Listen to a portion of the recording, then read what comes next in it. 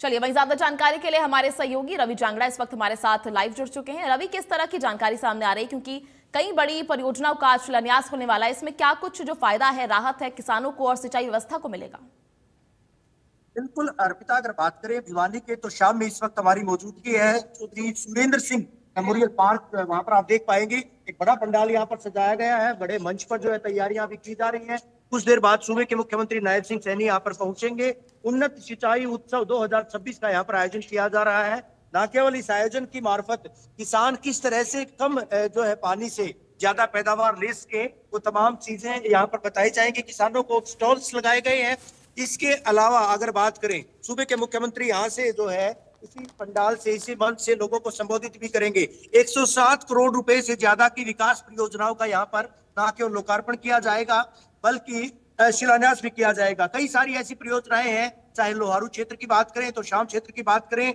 इसके अलावा अगर बात करें 33 केवी के कई सारे सब स्टेशन, करीबन 3 सब स्टेशन जो है उनका लोकार्पण सूबे के मुख्यमंत्री के द्वारा किया जाएगा। अगर तफसील से बताया जाए, आप देख पाएंगे यहाँ पर किस तरह से मंच पर तैयारियां की जा रही है। लेकिन इस बीच बता दूं कि 1398 लाख रुपए की जो है ये विकास परियोजना, इनका उद्घाटन मुख्यमंत्री के द्वारा किया जाएगा, जबकि 9362 लाख रुपए की जो विकास परियोजना है उनका शिलान्यास किया जाएगा। इसके अतिरिक्त अगर बात करें, 33 केवी सब स्टेशन बनाया गया अबिडोला गांव में, जिसकी लागत जो है करीबन 6.5 करोड़ 7 करोड़ रुपए उसकी लागत से तैयार हुआ है। डिगावा जाटान के राजकीय वरिष्ठ माध्यमिक विद्यालय का भवन जो है वो तैयार किया गया है। तमाम इसी तरह की तैयारियां की गई है। लोहारू क्षेत्र में 33 केवी सब स्टेशन वो भी बनाया गया है। अगर बात की जाए इसके इतर अगर बात करें, ईसरवाल क्षेत्र में वो भी 33 केवी का सब स्टेशन, द्वितीय सब स्टेशन बनाया गया है। एक बड़ी अहम यहाँ पर जो है सौगात दी जाएगी मुख्यमंत्री के द्वारा।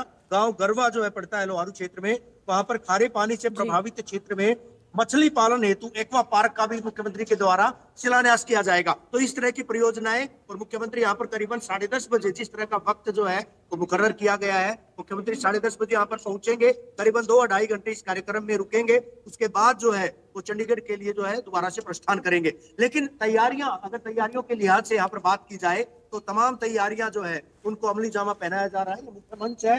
और इसके साथ साथ अगर बात करें, मुख्यमंत्री यहाँ से संबोधन देंगे।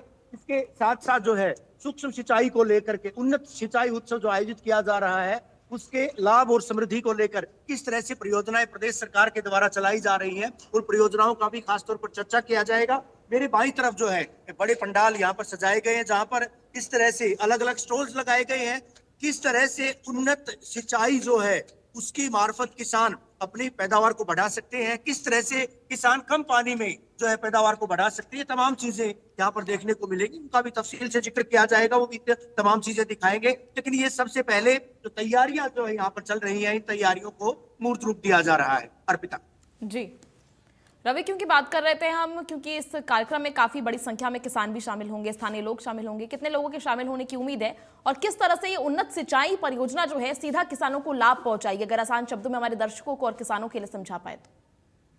देखिए, सबसे बड़ी बात अर्पिता, बहुत बेहद महत्वपूर्ण प्रश्न है और बेहद महत्वपूर्ण जानकारी देना भी जरूरी है, क्योंकि किसान जो है अन्नदाता। अगर मैं इस क्षेत्र की बात करूं, दक्षिणी हरियाणा की बात करूं, जहां पर पानी का टोटा है, नितांत टोटा है, और वजह यही है कि एसवाईएल को लेकर लगातार जो है आंदोलन चलते रहे हैं। एसवाईएल का मुद्दा अगर प्रखरता से उठाया गया, इस इलाके के किसानों के द्वारा उठाया गया, लोगों के द्वारा उठाया गया है।